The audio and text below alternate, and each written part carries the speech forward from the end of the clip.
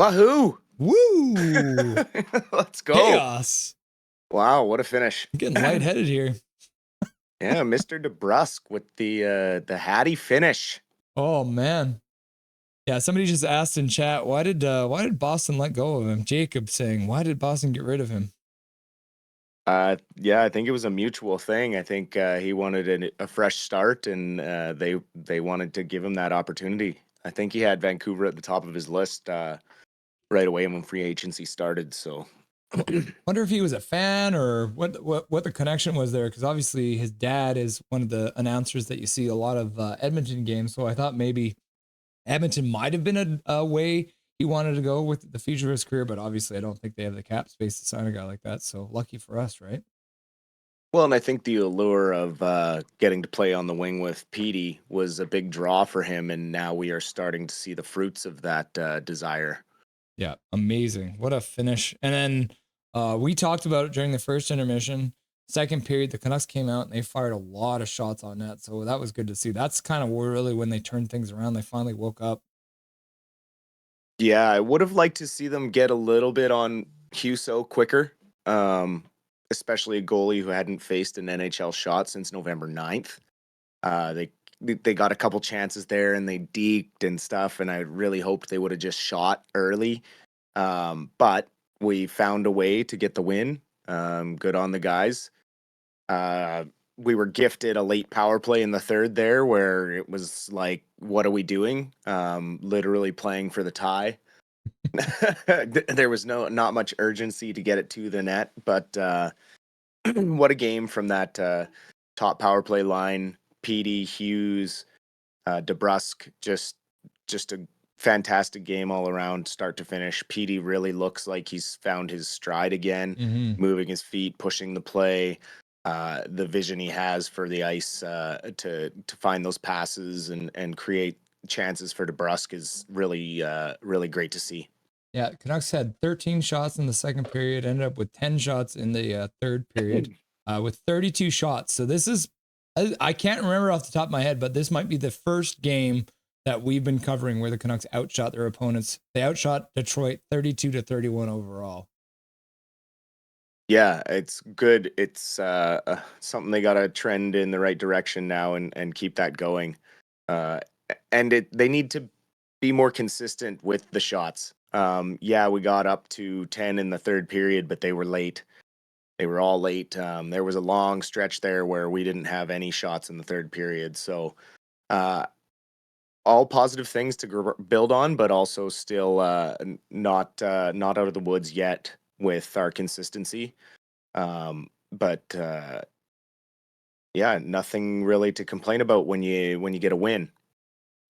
A stat you don't usually see, but the Canucks were 2 for 4 on the power play, so the power play was clicking 50%. And then the faceoffs overall for the whole game, 50-50 between Detroit and Vancouver. So absolutely right down the middle. So it was good to see the Canucks pulling that back a little bit, and where the faceoffs really mattered.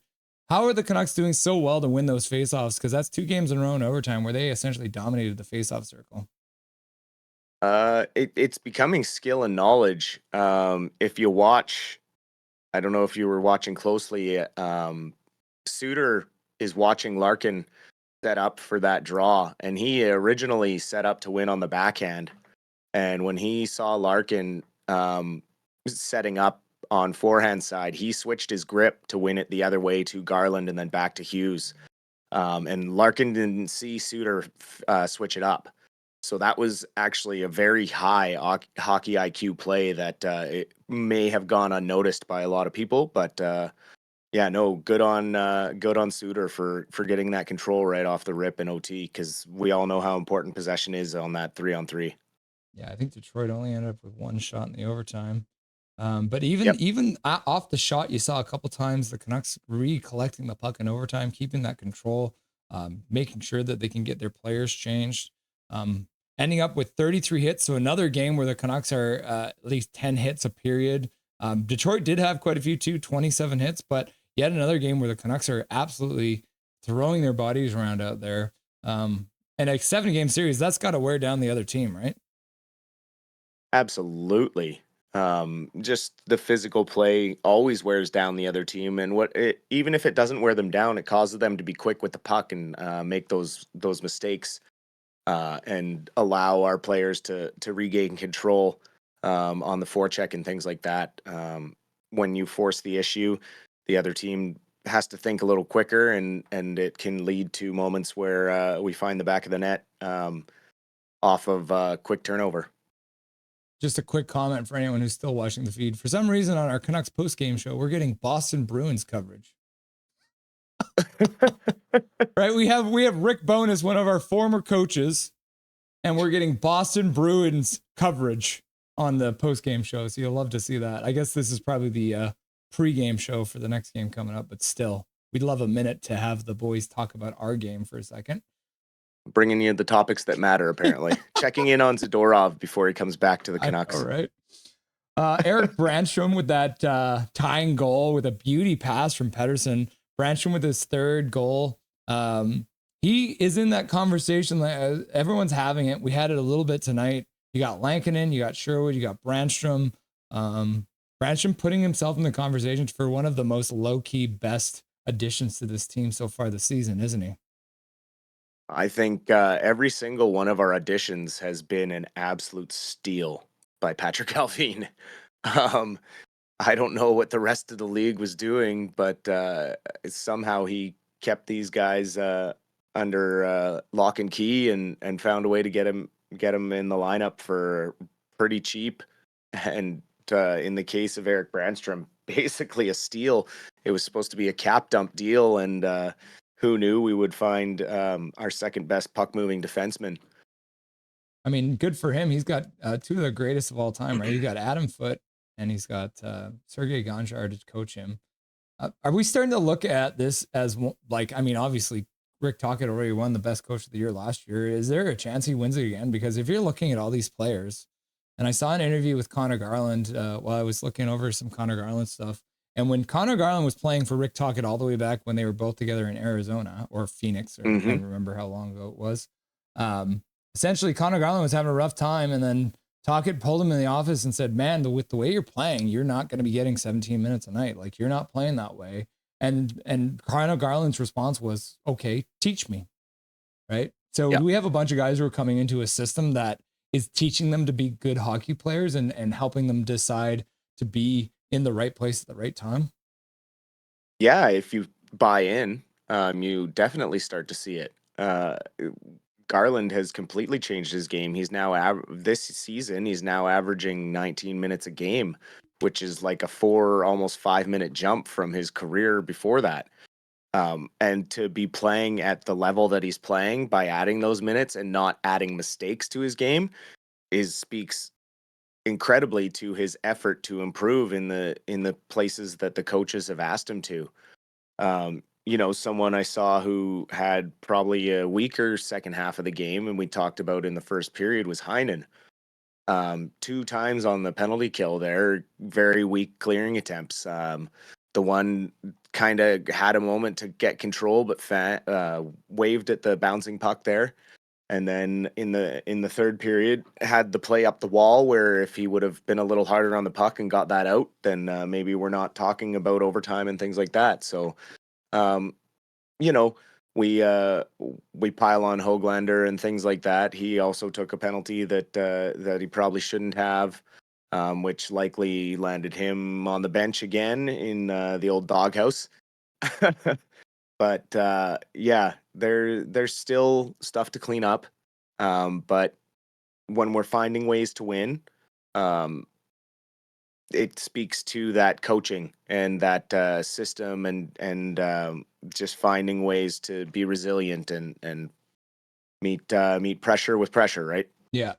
And I mean, even a couple guys in the chat were talking about the ice that looked really bad out there. And I did look at it. Detroit did have a basketball game in the stadium yesterday. It was an afternoon game, so they had some time. But I mean, we go back to the days when the Vancouver Grizzlies played in town, and we remember how bad that ice would get when you'd have a back-to-back Grizzlies game one night, Canucks game the other. It's not like they melt the ice. Like, there's just no time. So they literally put down a rubber layer over top. and they put down an entire basketball court on top of that. So especially down in the corners there, you could see all game. And I said it, if you see Quinn Hughes blow a tire like that behind the net, that means there's some bad ice going on. So, but I mean, going back to your point about Heinen, he missing those passes, that needs to be a conversation on the bench where it's like, okay, boys, we can tell the ice is bad. So rather than trying to make the quick up with your stick, you need to have your foot in the way. You need to be 100% sure that you're getting that puck. And then on Hoglander, not only does he take the penalty, he is not back checking because he comes out of the box, he skates, he dumps it in, he skates, he crashes himself in the end of the boards, even though the puck's not being wrapped around. And then he coasts up the ice, and the guy who makes the pass is supposed to be his check. So no wonder he gets benched for the rest of that game, because there are two examples of the lazy call hitting a guy in the feet, getting your stick in the feet. It doesn't matter if it's a weak call from the ref. If the guy gets hit in the feet and he goes down, you're going to get the call. Is like, what is Hoglander just like down on himself? Like, is he down on himself even more than the team is down on him? Or what does Hoglander need to do to turn things around here? I think he needs to find a way to motivate himself. He's been given plenty of opportunity to have that chance to shine. Early in the season, he was up in the top 6, given all the minutes for working hard last year. You know, he was given an opportunity to show that he could do the 200-foot game and play the Tocchet style, and he just keeps falling further and further down. And you see the comparison to someone like Garland, who works harder and harder, or someone like Sherwood, who works harder and harder every game to find improvements, and Ratu, who is constantly trying to find a way to be better and more effective for the team instead of pouting and being upset that his game isn't going the way he wants it to go. Well, if your game's not going the way you want it to go, you need to find a way to fix it, and that falls on you, the player. And I can tell you right now, taking lazy penalties is not beneficial for you, the player, mentally, or the team. So Hoglander needs to figure it out. He knows he's in the doghouse. So instead of going out there and playing nervous and playing like, you're going to end up benched, go out there and play like you know how to play. Push the play, use your energy, throw some hits, get a puck open. You might find a garbage goal, or you might find somebody with a good pass, but you got to make it work yourself by moving your feet and pushing the play like you've been asked to do. I think a big part of his play that I've been having issues with, I think he's just trying to be too fancy, and sometimes you just got to be more straight ahead. Keep both hands on your stick. You just got to be harder on the puck and skate back, like back check, man. That's like basic hockey 101. So we're looking at the overtime goal. Jake Debrusk gets his 10th goal of the season, his 3rd goal of the game, his first hat trick with the Canucks. On that goal, Pettersson gets his 14th assist of the season, and Quinn Hughes getting his 23rd assist of the season. That's 3 assists on the night, giving him the 3rd star of the game. And then you got from Detroit, you got Jay Berggren with a goal and an assist, taking the 2nd star. No surprise who the first star of the night was. Jake Debrusk, 3 goals and an assist. So actually a 4-point night, a huge night from Jake Debrusk, actually absolutely going off. And I think we talked about this a little earlier in the season, how in his career, Jake Debrusk has tended to be a bit of a streaky player. This is one heck of a streak though, isn't it? Absolutely. And maybe this is the time where he stops being streaky and he's just found his home and a comfortable center to find some chemistry with. And hopefully him and Petey can keep it going. I honestly wouldn't be surprised if they add another assist for Pettersson in this game, because on the second Debrusk goal, he was the puck carrier when the puck came over the blue line and was knocked over to Hughes and then to Debrusk in front. So I would honestly expect this to get revisited and Petey up to 4 assists for this game. Right now, the second Jake goal has Quinn Hughes and Besser as the assists. Yeah. So before we hop over to the Abbey Canucks, I wanted to quickly touch on Tyler Myers as well, because obviously playing top minutes, Tyler Myers, sometimes we're a little scared to see him get more time on the ice, but he tonight he was jumping at the right time, and we love the chaos giraffe, but sometimes chaos doesn't end up well for us.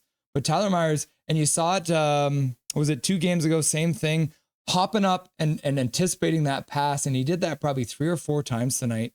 What are you seeing from Tyler Myers playing on that top pair with Hughes? I'm seeing a veteran player who's seen the benefits of this coaching staff, and he's played his best hockey since this staff has kind of taken over. He's shown before he can elevate his game when he's put up with Hughes. Um, Hughes is just so solid that you know that you can take a little extra time, and you just need to be in position X, and he's going to take care of the rest. So it allows Myers to be a little more committed to his position, which does nothing but benefit him. Um, and also, Juleson tonight as well had a really, really strong game. Some key blocks on the penalty kill, putting up a brick wall in front of DeBrincat there, taking 3 shots right in a row, and just got to give credit to him tonight because it was probably his strongest game of the season so far. Got to give credit to his jockstrap too, because he had a Tyler Myers like block there. That one, I think the block on his jock that saved a goal. Like that was straight up going in if he doesn't make that. And talk about putting on the line. You're putting your jock on the line, making sure real good testing. I wouldn't be surprised if there's a dent in that one after that shot. Yeah, you had to take the breather down the hallway after that one. It's one of those ones too, because you're never quite sure. And then once you see the replay, you're like, oh, okay, yep, that's the one. Yeah. And then as soon as you sit down on the bench and you're like, okay, I'm okay. No, I'm not okay. No. I need to. And anyone who's had that, it's just that right through your like inside, like up here in your guts. You're just, oh, okay, we just need a minute to take a couple steps. Yep. I'm going to throw up.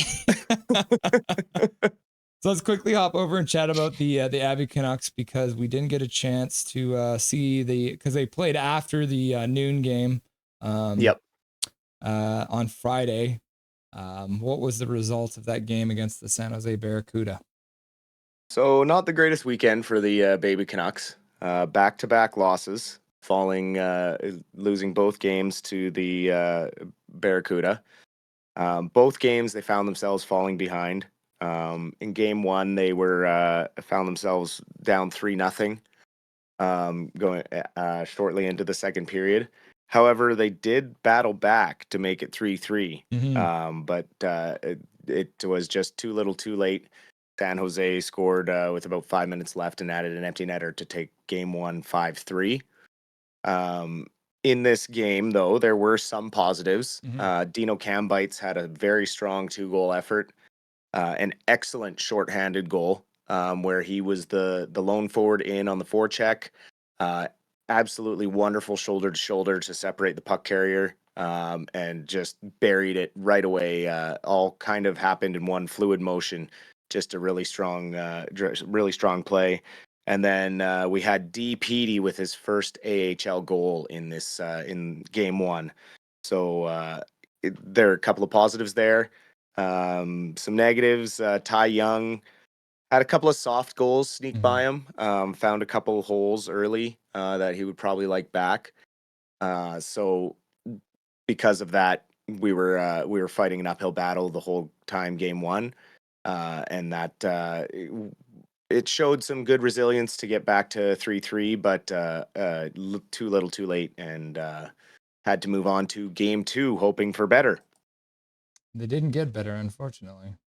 No, they scored didn't more get better. goals, but they let in more as well.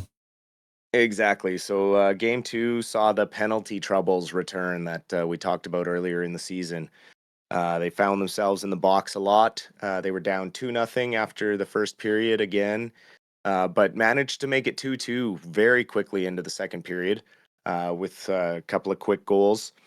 But they gave it right back after taking penalties. Again, they took a penalty. Barracuda made it 3-2. Klimovich tied it up to make it 3-3. And then another power play goal made it 4-3. And we just couldn't get anything going after that. We managed to get one late in the third, and San Jose would again add an empty netter on the power play to make it 7-4 in this game. Just nothing really went well for Abbotsford in that one. Defensively, they missed the veteran presence of Jet Wu. He had the weekend off, so he didn't play this series, and it really showed, especially on the penalty kill. He's had a really strong start to the season as the veteran leader for these young defensive core, and he was missed for sure. So they're missing Jet Wu, and they're also missing Mark Friedman, obviously, because he got called up on the other day. So two couple of really important defensemen coming out. So no surprise that suddenly the defensive structure kind of broke down.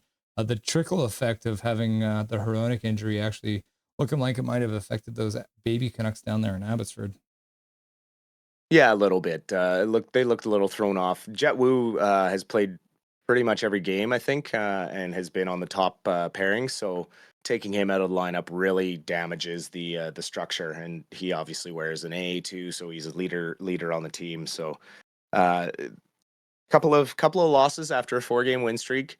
Also, the tail end of a long road trip. So guys are a little bit tired, and now they get to head home. So they'll be back at home in Abbotsford on December 7th and 8th to take on the Colorado Eagles. So we look forward to having them back in Abbotsford and hopefully get some fans out to cheer them on. Yeah, good little break for them too. Now they got 6 days off before the next game, so it gives them time to rest. But another one of those situations too, where Saturday night they play at 7, and then Sunday they play at 4, so a really quick turnaround. So hopefully, hopefully they can manage to get Jet Wu back ready. And who knows what happens? Maybe the Canucks made a trade in that time, and we get Friedman back down there. But who knows? Yeah. So if you are in the area, you can check it out. I love going out to those games. Lots of fun. Takes my dad out every once in a while. It's lots of fun hockey down there. A beautiful arena, good food, good drinks. Just don't park at the parking lot. Park at the mall. Park at the mall. Walk over. That's always the advice I give if anyone's going down to see the Abbey Canucks. Exactly.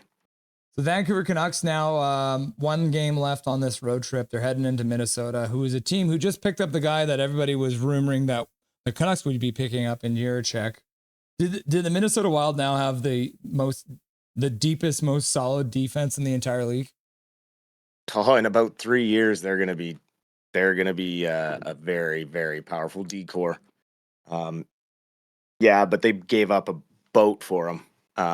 Very happy that the Canucks weren't shelling off 4 draft picks and a top prospect. I believe that Willander was the ask, and I think we're going to be in a much better place with Willander and DPD and Kudryavtsev and the guys we got going forward than adding a maybe prospect like Jiricek. Yeah. Yeah. And then from all the fans out there in Columbus, too, apparently they're not big fans of Jiricek at this point. He doesn't have a complete game. He's a bit of a defensive liability lately. So I'm on the same page as you. Jiricek is it was too pricey for me, if you ask. 4 picks and a prospect is just too much. What do you expect to see? Do you think Shilovs gets the start there, or do you think that Lankinen gets the hot hand in net?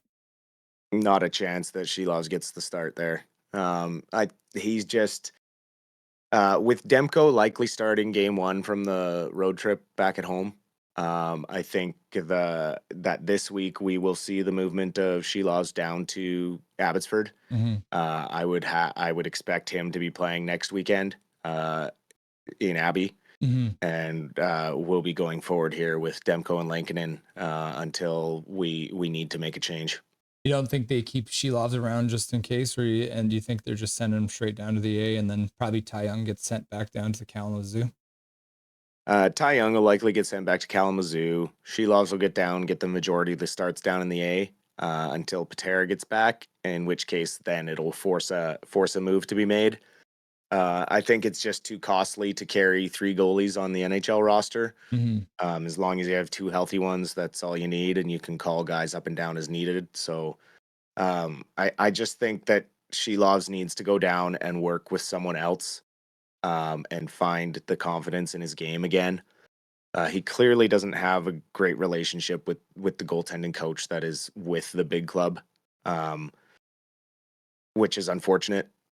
We just see it in the numbers. They speak for themselves, and hopefully, the stuff that Pogge is teaching the young guys down in Abbotsford can resonate a bit with Shilovs, and he can kind of rekindle his ability that we know he has to shine. Yeah, I agree.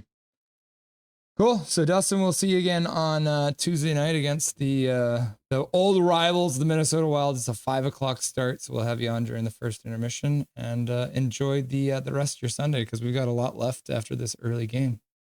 Yeah, absolutely. You as well. Let's hope for Lanky's 11th straight road win. Nothing is perfect.